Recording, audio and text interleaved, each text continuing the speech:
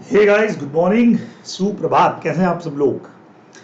तो अब बारी है भाई नवंबर के लिए हम लोग एग्जाम्स की हमारी तैयारी जो है उसको बहुत ज़बरदस्त लेवल पे कर लें। तो सीए इंटरमीडिएट के लिए हम लोग यहाँ पे अब लोग करने वाले हैं अपनी तैयारी।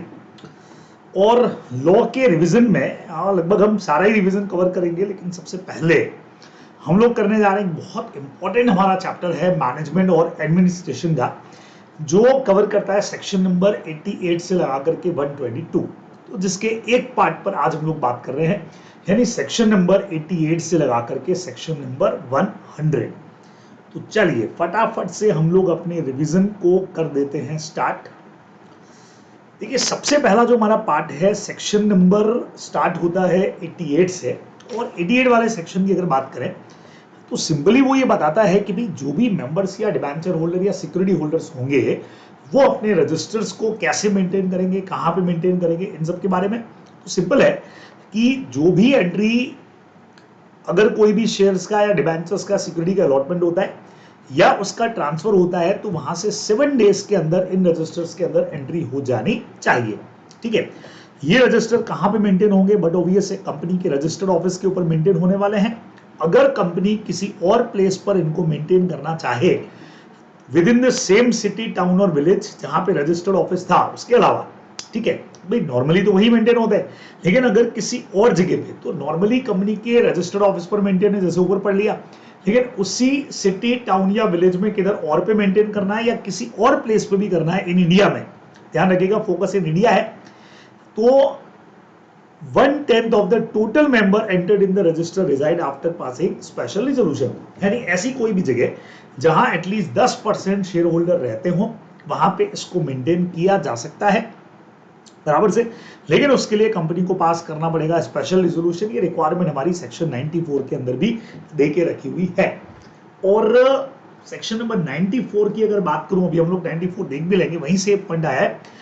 ये वाला जो पॉइंट 94 से है वो मई 18 के अंदर जो है वो एग्जाम के अंदर एक बार आ भी चुका है कि भी प्लेस ऑफ कीपिंग क्या होगा, तो इसीलिए ये पॉइंट एग्जाम के हिसाब से काफी इंपॉर्टेंट भी हो जाता है। चलिए नेक्स्ट पे चलते। एंट्रीज जो भी है with respect to change in the status of the member, तो बट ऑब्वियस है चेंजेस अगर कुछ भी हो रहा है मेंबर के स्टेटस में तो उसकी एंट्री भी रजिस्टर के अंदर आएगी। अगर किसी भी तरह का रेक्टिफिकेशन किया जाता है रजिस्टर में, जो अपन लोग सेक्शन नंबर आगे पढ़ के आए 59, 60 वाले जो हमारे सेक्शन थे, तो अगर किसी तरह का खास करके 58, 59 में अगर कोई चेंजेस हो रहे हैं, कोई भी ऑर्डर अगर पास किया है किसी भी कंपिटेंट अथॉरिटी ने, तो उस ऑर्डर का रेफरेंस भी अपने को यहाँ पे देना पड़ेगा कि भी उनके ऑर्डर की वजह से हमने रजिस्टर को रेक्टिफाई किया है। ठीक है, अगर कोई भी रेफरेंस ऑर्डर यहाँ पे आता है किसी तरह का, कोई जुडिशियल या रेवेन्यू अथॉरिटी की तरफ से आ गया, से बीवीबी हो गया जैसे बराबर, या ट्रिब्यूनल की तरफ से कोई भी शेयर्स अटैच हो रहे हैं किसी मान लीजिए कोई लोन है, किसी का कोई क्राइम है, उसके बदले में उसके शेयर जो है वो अटैच हो रहे हैं, मतलब सीज और सेल हो रहे हैं, तो ये इंडिकेशन ऑर्डर का भी रजिस्टर के अंदर आना चाहिए। ठीक है, इन केस ऑफ लिस्टेड या जॉइंट वेंचर कंपनीज अगर हैं, तो जो भी प्लेज है, चार्ज है, लियन है या हाइपोथेकेशन क्रिएट किया है by the promoter in respect of any securities of the company held by the promoter. ठीक है भाई, प्रमोटर्स ने जो हेल्ड कर रखा है और उनको कहीं पे प्लेज के ऊपर रखा हुआ है, तो वो चीजें भी यहाँ पे प्लेजी कौन है, पोनी कौन है, वो यहाँ पे नाम भी आना चाहिए। और बाद में जब आप लोन से फ्री कर देते हो तो जो रिवोकेशन होगा वो भी 15 दिन के अंदर यहाँ पे एंटर हो जाना चाहिए। ठीक है, जो भी एंट्रीज इन द रजिस्टर होंगी, इंडेक्स होगा, shall be authenticated by the company secretary, उसको ऑथोराइज करेगा, या ऐसा पर्सन जिसको बोर्ड ऑथोराइज करे वो इसको यहाँ पे ऑथोराइज करने वाला है, ऑथेंटिकेट करने वाला है। जो भी रजिस्टर मेंटेन होगा उसमें इंडेक्स आनी चाहिए। और खास करके यहाँ पे हो गया every register maintain shall include an index of the name, maintain of index is not necessary in case of number of member is less than 50। जब 50 या उससे ऊपर के लोग हों तो इंडेक्स मेंटेन करना कंपलसरी हो जाएगा। ये हमारा एक छोटा सा सेक्शन यहाँ पे काम करता है 88 बेसिक। लेकिन 88 के साथ में फॉरेन रजिस्टर भी नाउ टाइम ऐड है। फॉरेन रजिस्टर ऑप्शनल है, बनाना हो तो बनाएंगे, नहीं बनाएंगे तो भी चलेगा। कंपनी जो है shall within 30 days from the date of opening foreign register, ROC के पास में एक नोटिस फाइल करेगी कि भाई ये रजिस्टर हमने केप्ट किया है और कहाँ पे केप्ट किया है, सिचुएशन जो है वो उसकी यहाँ पे आरओसी को बता देगी। इन फ्यूचर अगर उसमें कोई चेंज होता है सिचुएशन के अंदर, या आप उस रजिस्टर को डिसकंटिन्यू भी करते हो, तो भी 30 डेज में आरओसी को अपने को इसका इंफॉर्मेशन देना पड़ेगा। ठीक है, ये जो फॉरेन रजिस्टर होगा ये कंपनी के मेन रजिस्टर का ही एक पार्ट माना जाएगा। फॉर्मेट बिल्कुल इसका वैसे ही होगा जैसा प्रिंसिपल रजिस्टर हमारा मेंटेन होता है, सेम टू सेम। इंस्पेक्शन करना, क्लोज करना, इसका समरी, इसका कॉपी लेना, वही रूल्स काम करेंगे जो आगे हम पढ़ेंगे भी, जो प्रिंसिपल रजिस्टर के रूल्स होते हैं, ठीक है। Advertisement for closing the register. अब ऐसे रजिस्टर को क्लोज करने का जो अपन पढ़ेंगे भी आगे कि भाई एक कंपनी मैक्सिमम 45 डेज जो है वो रजिस्टर को क्लोज करके रख सकती है, उसमें कंटिन्यू एक साथ 30 दिन, तो वो प्रोविजन आप लोगों ने पढ़ा हुआ भी है। तो क्लोजिंग का जो रजिस्टर है वो shall be inserted at least 2 newspaper में जाना चाहिए, सर्कुलेटिंग इन द प्लेस जहां पे फॉरेन रजिस्टर उनका केप्ट है, ठीक है। Copy of every entry in the foreign register 15 दिन के अंदर वो जो है वो इंडिया के अंदर आ जानी चाहिए। फॉर इंडिया के अंदर भी एक डुप्लीकेट रजिस्टर यहाँ मेंटेन होगा तो उसके अंदर अपन वो एंट्री कर देंगे, ठीक है। अगर आप वो रजिस्टर डिसकंटिन्यू करते हो तो जो भी एंट्री उसमें थी या तो किसी दूसरे फॉरेन रजिस्टर के अंदर शिफ्ट कर दो जो और कहीं पे मेंटेन है फॉरेन के अंदर ही, और नहीं तो फिर वहां से पूरा बंदे वो प्रिंसिपल रजिस्टर के अंदर ट्रांसफर हो जाएंगे। अपने को ध्यान में रखना है फॉरेन रजिस्टर के भी हमारे कुछ बढ़िया पॉइंट यहाँ पे अपन ध्यान में रख सकते हैं। चलिए, फिर एक सेक्शन हमारा आता है सेक्शन 89 के अंदर, declaration in respect of beneficial interest in share. अब हम लोगों ने पढ़ा हुआ है कई बार कोई पर्सन अपने शेयर किसी और के नाम से हेल्ड कर लेता है, ठीक है ना। तो अगर वो किसी और के नाम से शेयर्स को हेल्ड कर रहा है तो 2 लोग यहाँ पे आ जाते हैं, एक तो रजिस्टर्ड शेयर होल्डर जिसका नाम लिखा हुआ है लेकिन बेनिफिट उसको नहीं मिल रहे हैं, बेनिफिट किसी और को मिल रहे हैं, तो उसको हम लोग बोलते हैं बेनिफिशियल शेयर होल्डर, ठीक है। 2 लोग हो गए। तो registered share holder shall make a declaration to the company specifying the name and other particular of beneficial share holder. तो जैसे अगर कंपनी में मान लीजिए मेरा पैसा लगा हुआ है, मैं बेनिफिट में ले रहा हूं लेकिन मैंने शेयर होल्डर किसी और को बना रखा है बराबर से, तो वो जिस बंदे के नाम से शेयर ले रखे हैं वो हो गया रजिस्टर्ड शेयर होल्डर, लेकिन बेनिफिट मुझे मिल रहा है तो मैं बेनिफिशियल शेयर होल्डर हो गया। बट ऑब्वियस, तो यहाँ जो रजिस्टर्ड शेयर होल्डर होगा यानी वो पर्सन, वो यहाँ पे डिक्लेयर करेगा कि भाई कौन बंदा बेनिफिशियल शेयर होल्डर है। सेम बेनिफिशियल शेयर होल्डर को भी डिक्लेयर करना पड़ेगा कि वो बेनिफिशियल है, लेकिन रजिस्टर्ड शेयर होल्डर कोई और है, उसका नेम और डिटेल अपने को देना पड़ेगा, तो क्रॉस चेक हो गया, ठीक है। और ऐसा अगर बेनिफिशियल इंटरेस्ट में कोई भी चेंज होता है किसी तरह का तो 30 डेज के अंदर इसका इंटीमेशन अपने को कंपनी को देना है, और कंपनी ऐसा इंटीमेशन जब भी उनके पास में आएगा वहां से 30 डेज के अंदर रजिस्ट्रार को इंटीमेशन भेज देगी। सिंपल सी बात हो गई, ठीक है। फिर no right in relation to any share in respect of which a declaration is required to be made under this section but not made by the beneficial owner. Means beneficial owner ने अगर ये declaration नहीं किया, उसकी तरफ से ज्यादा जरूरी है, वैसे तो दोनों को ही करना है, तो शेयर से रिलेटेड जो भी उसके राइट्स थे, कल को डिविडेंड मिलेगा या और कुछ राइट शेयर मिलेंगे, वो रोक दिया जाएगा, वो उसको नहीं मिलेगा, ठीक है। No effect on the obligation of company, लेकिन इससे कंपनी के डिविडेंड डिस्ट्रीब्यूशन पे फर्क नहीं पड़ेगा, बाकी लोगों को जो डिविडेंड डिस्ट्रीब्यूशन करना है वो कर देंगे, इसका अपन एवियंस के अंदर रोक देंगे, अपन ने पढ़ा हुआ है सेक्शन 126 में। Central government may by notification exempt कर सकती है पर्टिकुलर क्लास ऑफ कंपनीज को, क्लास ऑफ पर्सन को, for complying any of the such requirement of this section. अगर नेसेसरी लगे पब्लिक इंटरेस्ट में कि एग्जम्पशन देना चाहिए तो एग्जम्पशन दिया भी जा सकता है, ये हमको ध्यान में बेसिकली रखना चाहिए, बराबर। अब इसी का एक सेक्शन है कि अगर यहाँ पे 10% शेयर का होल्डिंग है इस तरीके से, ठीक है, इनडायरेक्टली, तो उसको हम एसबीओ बोल सकते हैं, रजिस्टर ऑफ सिग्निफिकेंट बेनिफिशियल, मतलब बेनिफिशियल ओनर तो है लेकिन सिग्निफिकेंट वाला है। तो एसबीओ एक ऐसा इंडिविजुअल है जो कंपनी में होल्ड कर रहा है या तो 10% के शेयर या 10% की वोटिंग राइट या 10% का डिविडेंड उसको मिल रहा है उस कंपनी में, ठीक है। तो एसबीओ जो है, जब आपके पास 10% का बेनिफिशियल ओनरशिप आ गया है तो आप 90 दिन के अंदर ऐसा आने के कंपनी को डिक्लेयर करोगे कि भाई हाँ मेरे पास मैं एसबीओ हूं, और ये कंपनी क्या करेगी, जब ये इन्फॉर्म करेगा उसके 30 दिन के अंदर आके रजिस्ट्रार को इन्फॉर्म करेगी तो ये पर्सन वो है जो हमारा 10% से बेनिफिशियल शेयर होल्डर है। इसमें अगर किसी तरह का चेंज होता है बेनिफिशियल ओनरशिप के अंदर तो बट ऑब्वियस कंपनी को आप 30 दिन के अंदर बताओगे, सिंपल है, ठीक है। अगर कोई पर्सन, ये जो नया ऑर्डिनेंस की जो अमेंडमेंट रूल्स हमारे आए 2019 में, उसके पहले से सिग्निफिकेंट बेनिफिशियल ओनर बना हुआ है, मतलब इसको इस तरह से समझो कि when individual become a significant beneficial owner in the reporting company 90 days, मतलब ये कमेंट्स होने के 90 डेज के अंदर अब आप जाकर के अगर बेनिफिशियल ओनर बने हो तो 90 डेज खत्म होने के बाद आपको 30 दिन का टाइमिंग मिलेगा। अच्छा ये तो आप प्रैक्टिकली देखें, ये सिचुएशन तो अब कब की खत्म हो चुकी है, 2019 की बात थी, तो वहां से 90 दिन में अगर कोई बना हो, 90 दिन खत्म होने के बाद उसके पास 30 दिन का टाइम था कंपनी को इंटीमेट करने के लिए, वो तो अब हो गया। अब तो सीधा डायरेक्ट रूल काम आएगा कि आप एसबीओ बनते हो, वहां से 90 डेज में आप कंपनी को डिक्लेयर कर दो, कंपनी आगे 30 दिन में आरओसी को डिक्लेयर कर देगी कि ये बंदा हमारा एसबीओ है। Every company shall maintain a resistor, बिल्कुल एक रजिस्टर मेंटेन होगा इसके लिए, और जो भी चेंजेस होंगे उसके लिए भी ये रजिस्टर इंस्पेक्शन के लिए ओपन रहेगा, लेकिन कम से कम एवरी वर्किंग डे पे 2 आवर्स ही ओपन रहना है, जैसा मैंने कहा वर्किंग डे जो बोर्ड डिसाइड करे, और जो भी फीस डिसाइड की जाएगी वो हो सकती है डिसाइड। अच्छा, ये चेक कौन करेगा, ओपन इंस्पेक्शन कौन करेगा, मेंबर करेगा, on payment of such fees अपने को ध्यान में रखना है।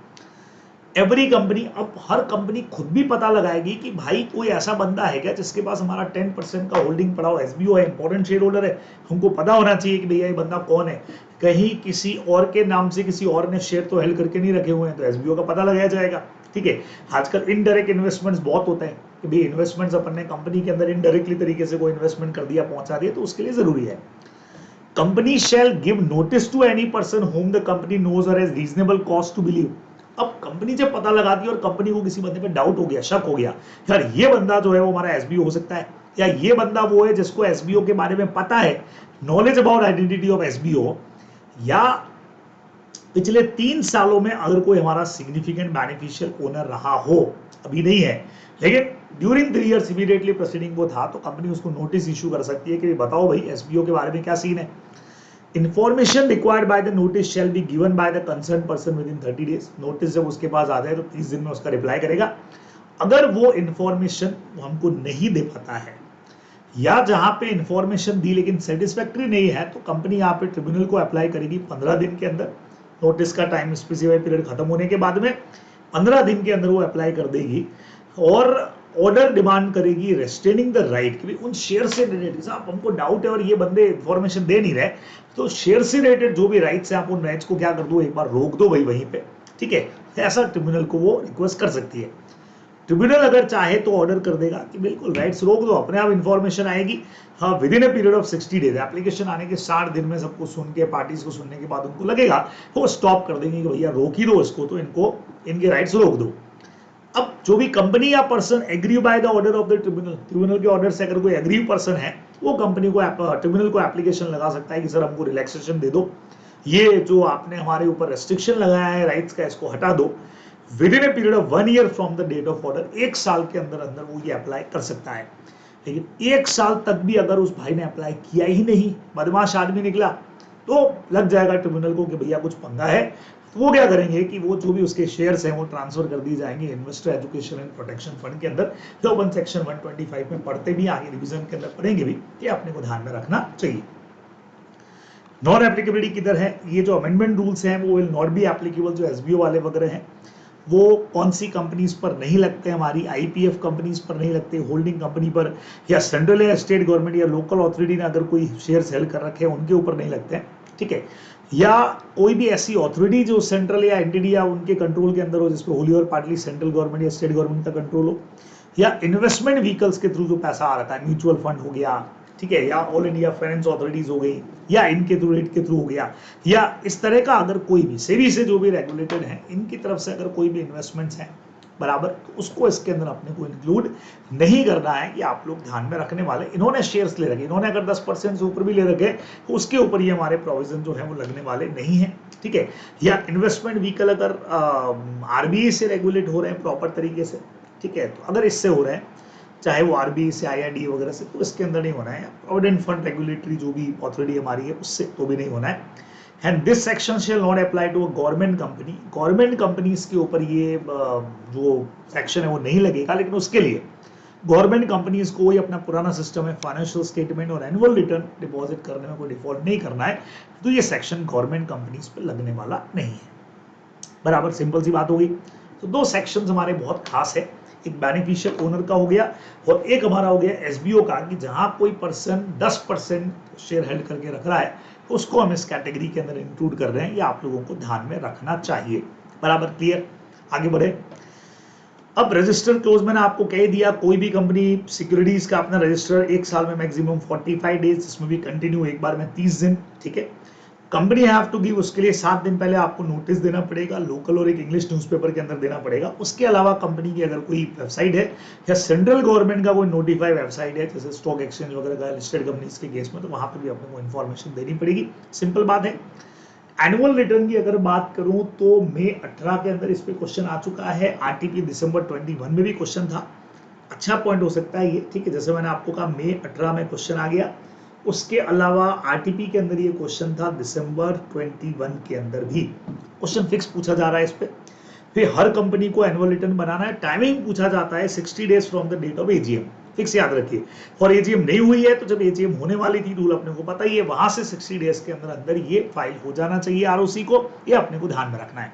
अब इसके कंटेंट्स क्या है, बेसिकली आप सबको पता है, रजिस्टर्ड ऑफिस क्या है, बिजनेस क्या है, एक्टिविटीज क्या है, और कंपनी, एसोसिएट कंपनी, सब्सिडी और होल्डिंग कंपनी का पूरा डिटेल, इनका सिक्योरिटी और शेयर होल्डिंग का पैटर्न क्या है, मेंबर्स डिवेंचर होल्डर क्या क्या चेंजेस हुए हैं, प्रमोटर डायरेक्टर्स के एमपी कौन है, साथ में उनमें इस साल में चेंज हुए हो तो मेंबर्स का कितना मीटिंग हुआ, बोर्ड कमिटीज का कितना मीटिंग हुआ, रेम्यूनरेशन क्या है डायरेक्टर और के एमपीज का, कोई पनिशमेंट वगैरह लगाया गया कंपनी या डायरेक्टर के अगेंस्ट में उस पूरे फाइनेंशियल ईयर में। उसके अलावा अगर कोई अपील किया रहेगा, पेनल्टी या पनिशमेंट मिला है, या कोई भी ऐसा जिसमें सर्टिफिकेशन जरूरत थी अपने को कंप्लायंस की, तो सर्टिफिकेट है कि नहीं है, फॉरेन इंस्टीट्यूशनल इन्वेस्टर्स जो हैं उनकी कोई डिटेल है तो वो भी सब आएगी। Sign by director and CS, but obviously director और कंपनी सेक्रेटरी के इस पर साइन होंगे। अब बात करें अगर ओपीसी की, स्मॉल कंपनी की और स्टार्टअप प्राइवेट कंपनीज की, तो annual return shall be signed by CS, और अगर सीएस नहीं है तो डायरेक्टर करेगा, समझिएगा। बाकी सब में तो डायरेक्टर एंड सीएस लिखा हुआ है, दोनों के होंगे, लेकिन इसमें साइन सीएस के ही होंगे, फर्स्ट प्रायोरिटी सीएस की है। लेकिन अगर सीएस अपॉइंटेड नहीं है तो फिर डायरेक्टर इसके ऊपर क्या कर सकता है, अपने साइन कर सकता है, ये ध्यान में रखना है, ठीक है। Annual return of a listed company अगर है, या फिर ऐसी कंपनी है जिसका paid up share capital 10 crore से ज्यादा है, ध्यान रखिएगा, टर्नओवर 50 करोड़ से ज्यादा है, तो ये सर्टिफाई करेगा सीएस इन प्रैक्टिस। तीनों अलग अलग पॉइंट है, नॉर्मल, डायरेक्टर एंड सीएस करेगा। अगर कंपनी ओपीसी, स्मॉल कंपनी या स्टार्टअप कंपनी है, startup private company OSS, OPC, small company, startup private company, तो ये रिटर्न जो है वो साइन करने का काम जो है वो या तो सीएस करे, और अगर सीएस अपॉइंटेड नहीं है, अपॉइंटेड वाला हो है तो डायरेक्टर करे। लेकिन अगर कंपनी का paid up share capital 10 crore से ऊपर है या टर्नओवर 50 करोड़ से ऊपर है, तो प्रैक्टिसिंग सीएस के साइन हो जाएंगे, अपॉइंटेड वाले की नहीं, आपको को ध्यान में रखना है। और ये जो है एनुअल रिटर्न बोर्ड रिपोर्ट का भी पार्ट होता है, 134 में अपन पढ़ते ही हैं, अपने को ध्यान में रखना चाहिए, ठीक है। तो अगले सेक्शन की तरफ बढ़ते हैं 94 पर, जिसमें मैंने आपको कह ही दिया, प्लेस ऑफ कीपिंग में हमारा क्वेश्चन इसके ऊपर बन ही जाता है। Register indexes return shall be open for, ये 88 के ही साथ में पढ़ा जाता है कि वहां पर प्लेस ऑफ कीपिंग पढ़ लिया, यहाँ पढ़ लेंगे इंस्पेक्शन कैसे करना है। तो open for inspection during business hours, reasonable working day पे कौन कौन कर सकता है, member, debenture holder, other security holder, beneficial owner कर सकते हैं, लेकिन उसके लिए फीस देने की जरूरत नहीं है। अच्छा, अगर कोई रजिस्टर इंडेक्स का रिटर्न का एब्स्ट्रैक्ट यानी समराइज कोई चीज लेना चाह रहे हैं तो भी ले सकते हैं, फीस नहीं है। लेकिन पूरी कॉपी अगर चाह रहे हैं, रजिस्टर की कॉपी मिल जाए, एंट्रीज की कॉपी मिल जाए, तो आप मैक्सिमम नॉट एक्सीडिंग 10 रुपए ईच पेज के हिसाब से फीस दे करके ये कर सकते हैं, अपने को ध्यान रखना है। ये कॉपीज या रिटर्न जो डिमांड किया है वो 7 दिन में इनको दे दिया जाएगा, ठीक है। Inspection by any other person, कोई और भी इंस्पेक्शन कर सकता है, लेकिन फीस 50 रुपए पर इंस्पेक्शन के हिसाब से होगी, अपने को ध्यान रखना है, इससे ज्यादा नहीं होगी। रीजनल डायरेक्टर में also by order direct and immediate inspection of the document. कई बार होता है भी 7 दिन में आपको अलाउ नहीं किया और आप जाकर के उनको कंप्लेन कर दोगे, फिर यार हमको देखना है ये, तो पर्टिकुलरली इमीडिएट ऑर्डर दे सकते हैं इंस्पेक्शन का, 7 दिन में नहीं, इमीडिएट ऑर्डर करेंगे, ठीक है। अब ये जो रजिस्टर मेंबर हमने बनाया इंक्लूडिंग फॉरेन रजिस्टर, साथ में इंडेक्स, ये हमेशा प्रिजर्व करना है परमानेंटली, कोई 8 ईयर वाला कंसेप्ट नहीं है, आप ध्यान रखिएगा। मेंबरशिप रजिस्टर्स वगैरह जो है वो हमेशा परमानेंटली मेंटेन होते हैं, आप लोग ध्यान में रखेंगे, ठीक है। The register of debenture holder और any other security holder including foreign register अगर कोई है, ध्यान से देखिएगा, ये जो ऊपर वाली बात की अपन ने, ये हमने किया है रजिस्टर मेंबर के लिए, लेकिन यही डिबेंचर होल्डर या अदर सिक्योरिटी होल्डर का रजिस्टर है तो उसको मेंटेन करना है 8 साल तक from the date of redemption. Issue करने से नहीं, इशू के बाद जब रिडम्पशन होगा वहां से 8 साल तक बुक्स एंट्री मेंटेन रहेगी, और बाकी और कोई भी कॉपीज वगैरह जो आरओसी के पास फाइल करते हैं वो भी 8 साल तक मेंटेन करनी है। तो नया पॉइंट ये बहुत बढ़िया है इसके अंदर, परमानेंटली वाला मेंबर्स का जो रजिस्टर है, चाहे इंक्लूडिंग फॉरेन रजिस्टर, वो परमानेंटली मेंटेन रहता है, बाकी सब 8 साल की रिक्वायरमेंट है, ध्यान रखेंगे, अच्छा पॉइंट है। और ये जो भी रजिस्टर इंडेक्सेस और कॉपीज वगैरह होते हैं, ये सब काम आते हैं as a prima facie evidence, जब कोर्ट में इनकी जरूरत पड़ती है, अपने को ध्यान में रखना है। तो ये छोटा सेक्शन था, जैसे मैंने कहा था हम यहाँ पे 100 तक के सेक्शंस अपने कंप्लीट करेंगे। तो अगला सेक्शन लेते हैं बहुत जबरदस्त वाला, एनुअल जनरल मीटिंग 96 पे अगर बात करूं तो आरटीपी मई 20 में इस पर क्वेश्चन है अपने पास में, जुलाई 21 के अंदर एग्जाम में आ चुका है, और मई 22 के अंदर भी एग्जाम के अंदर 96 से क्वेश्चन पूछा जा चुका है एनुअल जनरल मीटिंग। तो हर कंपनी को हर साल एक एजीएम करना पड़ेगा एक्सेप्ट ओपीसी, ओपीसी को नहीं करना पड़ता है। प्लेस क्या होगा, रजिस्टर्ड प्लेस होगा या उसी सिटी या टाउन विलेज में कोई और प्लेस भी हो सकता है। अनलिस्टेड कंपनी अपनी मीटिंग जो है वो इन इंडिया किसी भी प्लेस पर कर सकती है, अगर सारे मेंबर्स रिटर्न में इलेक्ट्रॉनिक मोड से यस करें तो कर सकती है, ठीक है। गवर्नमेंट कंपनीज को एग्जम्पशन है कि ऐसे किसी प्लेस पे करे या और कोई भी प्लेस जिसको सेंट्रल गवर्नमेंट अप्रूव कर दे, लेकिन उसके लिए एनुअल रिटर्न और फाइनेंशियल स्टेटमेंट वाले में डिफॉल्ट नहीं होना चाहिए, तो गवर्नमेंट कंपनी और भी कहीं पे मीटिंग कर सकती है। डे और टाइम क्या होगा, नेशनल हॉलीडे नहीं होना चाहिए, बिजनेस आज 9 से 6 के बीच में चालू करना है। बिजनेस ऑर्डिनरी और स्पेशल करेंगे, इसमें डिस्कस क्या होते हैं ऑर्डिनरी स्पेशल, ये सब सेक्शन नंबर 102 में बात करेंगे। बेसिकली आपको पता ही है 4 तरह के ऑर्डिनरी बिजनेस है, जिसमें हमारा डिक्लेरेशन ऑफ डिविडेंड है, उसके अलावा फाइनेंशियल स्टेटमेंट, एनुअल रिपोर्ट और एनुअल ऑडिट रिपोर्ट और बोर्ड रिपोर्ट जो है उसका अडॉप्शन भी इसमें शामिल है। उसके अलावा ऑडिटर का अपॉइंटमेंट और रेम्यूनरेशन है, उसके अलावा डायरेक्टर्स का अपॉइंटमेंट जो है और उसका जो भी रेम्यूनरेशन फिक्स है वो भी इसी मीटिंग के अंदर होने वाला है। चलिए जी, तो वो सब अपन बाकी इन 4 के अलावा बाकी सब स्पेशल बिजनेस।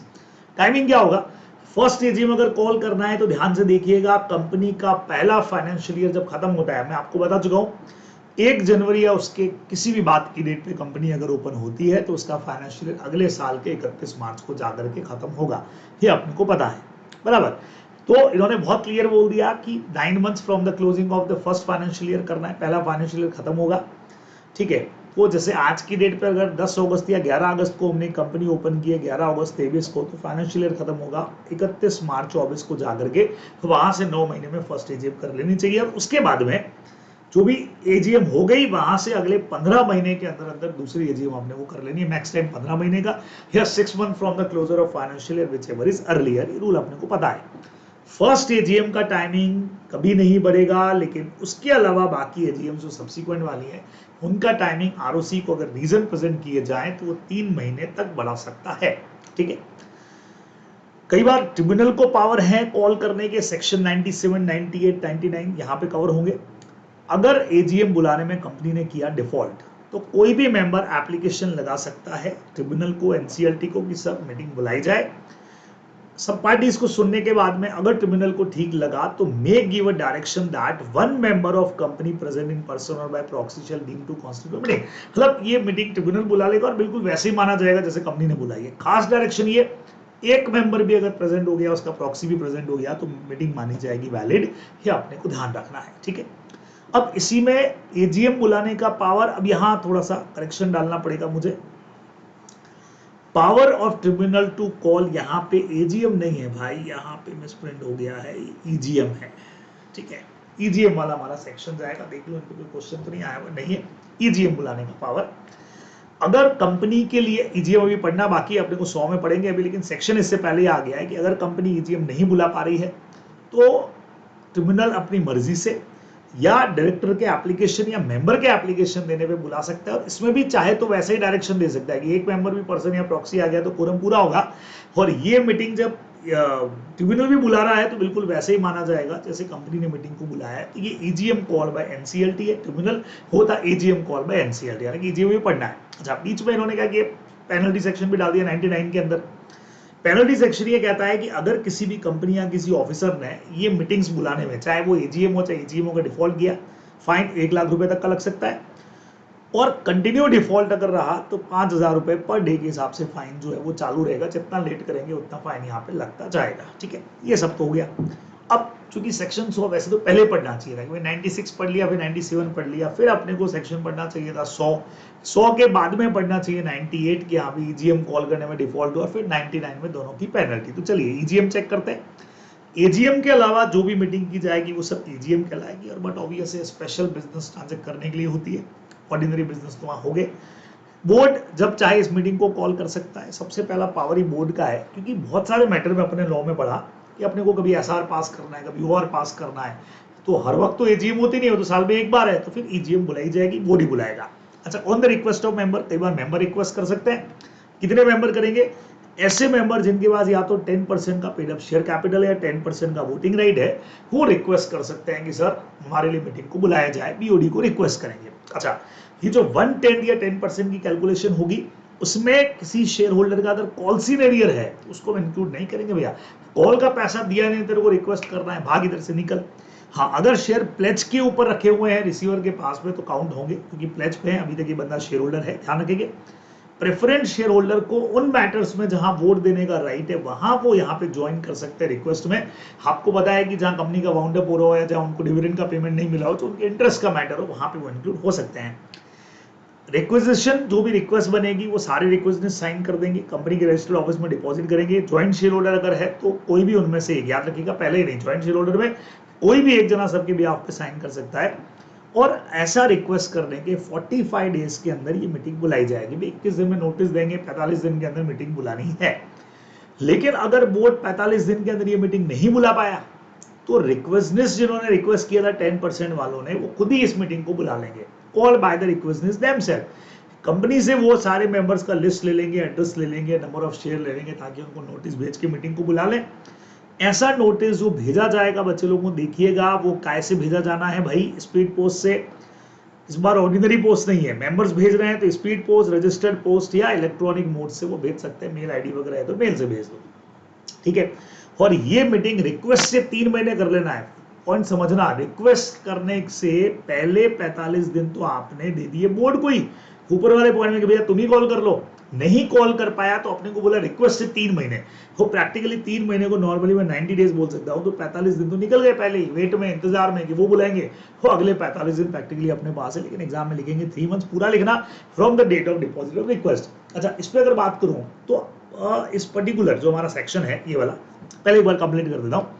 जो भी रीजनेबल एक्सपेंसेस होंगे रिक्वेस्टनिस्ट ने जो किए मीटिंग को कॉल करने के लिए, वो बट ऑब्वियस है कंपनी उनको रीपे करेगी। बहुत सिंपल सी बात है, कंपनी वापस कर देगी खर्चे, और कंपनी ये जो खर्चा है डायरेक्टर के रेम्यूनरेशन से काटेगी। सर क्यों?